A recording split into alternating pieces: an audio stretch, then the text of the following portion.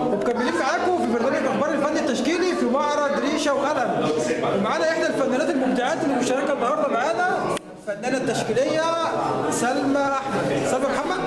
ما لازم اغلط يا سلمى. عامله ايه طيب؟ عامله ايه؟ الحمد لله. يا ريت بقى نعرفك اكتر، مين سلمى محمد؟ أنا اسمي سلمى محمد إسماعيل، معيدة في كلية تربية نوعية قسم التربية الفنية جامعة عين شمس. لسه متعينة جديد تخصص تصميم. اللوحة بتاعتي بتتكلم مجالها تصميم، معمولة بألوان الجواش. بتكلم فيها عن عروس النيل، والنيل هي عبارة عن لوحة بتعبر عن الشعر بتاع صلاح جاهين. بس بتتكلم عن ان هو بيحب الفتاة بتاعته فمثلها بعروس النيل، وان هو النيل اللي بيحتويها. بس فاستخدمت في اللوحة بعض الرموز الفرعونية، تمام، زي القط والعين هورس، والالوانات بتاعتهم، الدرجات بتاعتهم الازرق والذهبي، والرموز بتاعتهم برضه زي الطيور، النورس، زهرة اللوتس، مفتاح الحياة.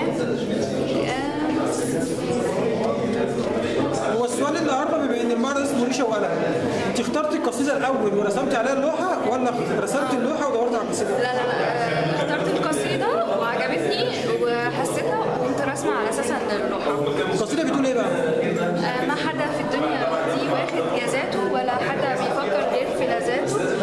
ما تعرفيش يا حبيبتي انا وانتي مين، انتي عروس النيل وانا النيل بذاته. عجبني صلاح جاهين. صلاح جاهين وسلمى محمد. ايه رايك في الحركه التشكيليه في الوقت الحالي؟ هو في ظهرت حركات جديده، وظهرت انواع كتيره غير فكره اللوحه التقليديه واللي هي تكون معموله من خامه معروفه او كذا. بدا الموضوع ينتشر اكتر، وبدا في ناس كتيره هو برضه دخلوا في المجال. بدا الموضوع يخرج بره حيز اللوحه او التمثال التقليدي باحجام معينه. بس هي طبعا تبتدي تزدهر، وبدا يدخل كمان الفن الرقمي او والفنون الرقميه زي الكمبيوتر والفوتوشوب والجرافيكس والحاجات دي برضو بدات تظهر، والفيديو والتلفزيون. بدا الحاجات دي كلها فنون جديده تظهر على مجال الفن، فبدا الفن ينتشر ويزدهر. انت شايفه ان الكمبيوتر ارت او الديجيتال ارت افاد الفن التشكيلي؟ مش في كل حاجه. يعني هو طبعا الحاجات الهاند ميد بتكون اكتر قيمه من الحاجات اللي معموله بالفن الكمبيوتر. يعني هي بتاخد مثلا اوكي في حاجات ما نعرفش نعملها، بس من غير الكمبيوتر زي الكارتونز وال 3 دي كارتونز والحاجات دي. بس هي فادتها، وفي نفس الوقت دخلت مجال جديد في الفن. سلمى بتحلمي بايه؟